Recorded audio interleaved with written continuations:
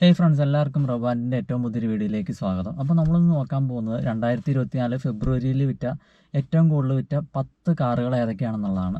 10ാം സ്ഥാനത്ത് മാരുതി സുസുക്കിയുടെ ഫ്രോങ്സ് ആണ് വരുന്നത്. 14,168 യൂണിറ്റാണ് സെയിലായിട്ടുള്ളത്.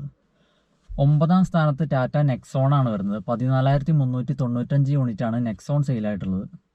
8ാം സ്ഥാനത്ത് മഹീന്ദ്രയുടെ SUV ആയിട്ടുള്ള സ്കോർപിയോ ആണ് വരുന്നത്. 15,051 യൂണിറ്റാണ് സ്കോർപിയോ സെയിലായിട്ടുള്ളത്. 7ാം സ്ഥാനത്ത് നോക്കുകയാണെങ്കിൽ ഹ്യൂണ്ടായുടെ SUV ആയിട്ടുള്ള ക്രെറ്റയാണ് വരുന്നത്. 15,276 യൂണിറ്റാണ് ക്രെറ്റ സെയിലായിട്ടുള്ളത്.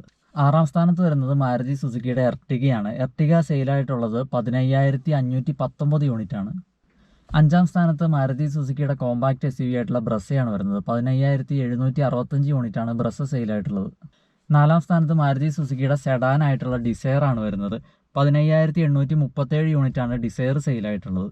3ാം സ്ഥാനത്ത് നോക്കുകയാണെങ്കിൽ കുറേ കാലം 1ാം സ്ഥാനത്ത് നിന്നൊരു വണ്ടിയാണ് മാരുതി സുസുക്കിയുടെ ബലെനോ ആണ് 3ാം സ്ഥാനത്ത് വരുന്നത്. 17,517 യൂണിറ്റാണ് ബലെനോ സെയിലായിട്ടുള്ളത്. ഇനി 2ാം സ്ഥാനത്ത് നോക്കുകയാണെങ്കിൽ ടാറ്റ പഞ്ചാണ് വരുന്നത്. 18,438 യൂണിറ്റാണ് പഞ്ച് സെയിലായിട്ടുള്ളത്. ഇനി 1ാം സ്ഥാനത്ത് നോക്കുകയാണെങ്കിൽ ഇടയ്ക്കൊന്ന് താഴെ പോയ വണ്ടിയാണ് മാരുതിയുടെ വാഗണാറാണ്. വാഗണാർ ഇപ്രാവശ്യം 1ാം സ്ഥാനത്താണ് വന്നിരിക്കുന്നത്. 19,412 യൂണിറ്റാണ് വാഗണാർ സെയിലായിട്ടുള്ളത്. അപ്പോൾ ഇതാണ് ഫെബ്രുവരിയിൽ ഏറ്റവും കൂടുതൽ വിറ്റ 10 കാറുകളുടെ ലിസ്റ്റ്. അപ്പോൾ ഇതുപോലെ വേറൊരു വീഡിയോ ആയിട്ട് നമുക്കിനി വീണ്ടും കാണാം. അതുവരേക്കും ഗുഡ് ബൈ.